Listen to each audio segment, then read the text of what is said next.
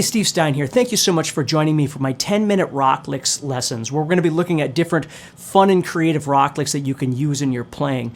If you like this, please do me a favor, like and share and subscribe to the channel, and check out my guitar courses, namely my guitar course Rock Licks over at guitarzoom.com. Let's go ahead and get started.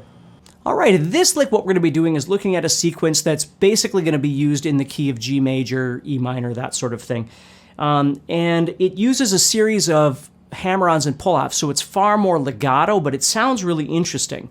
So what we're going to do here is we're going to play this pattern right here. I'm going to be using 5-7-9, 5-7-9, 5-7-9, and then 7-8-10, and 7-8-10. Okay? So again, if you know all your positions of G major or E minor or whatever it is, that's what I'm going to be using. And what I'm going to do is I'm going to start off by just preparing myself by doing 5, 7, and 9. And then I'm going to jump up to the next string. And this is where I'm going to start doing my little pattern. So what I'm doing there is I'm going to play hammer-ons from 5, 7, and 9 on the 5th string. And then when I get here, I'm doing a hammer-on from 5 to 9 and then a pull-off again, and then playing 7 and 9. And then I go to the next string and do the same thing. And for this particular lick, I just kept doing it, although sometimes I change this, but...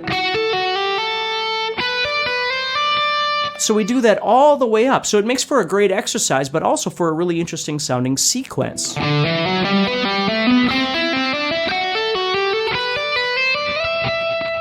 then I might slide up to the E or something to resolve it if I was in E.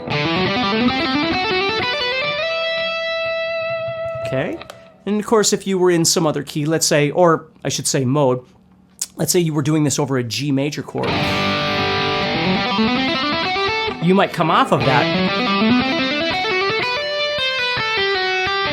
and again drop into maybe the G sitting right here, right? So that's the key with this whole thing is again, exit strategies. When you do something,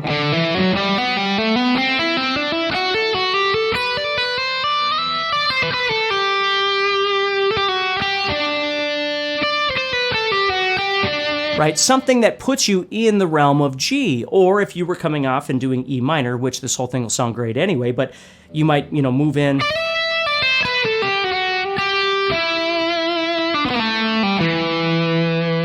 And do something that's more based off that E minor tonality, you see?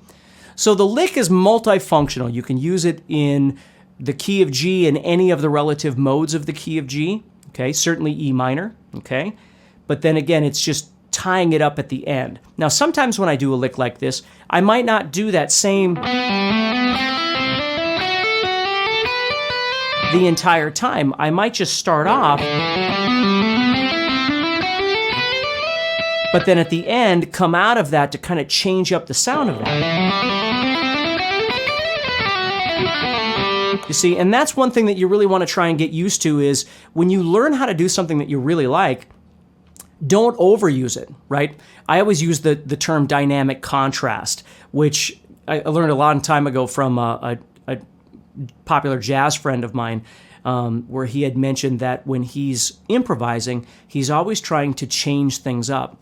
And so if he realizes he's been doing something quite a bit, he tries to do something else.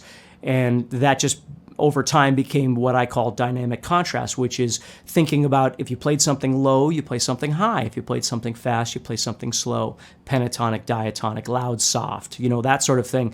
Play, don't play, and it doesn't have to be constant, right? But it's just if all of a sudden you feel like you've been doing something a bit too long, you try and change it up and do something else. So hopefully this lick helps you a little bit, or this sequence helps you. And do me a favor, if you haven't already subscribed to the channel, like and share the video. Certainly comment if there's anything that I can help you with. And check out my guitar course Rock Licks at guitarzoom.com, among other guitar courses that I've got available there as well, and see if there's anything that I can help you with. So take care, stay positive, and I'll talk to you soon.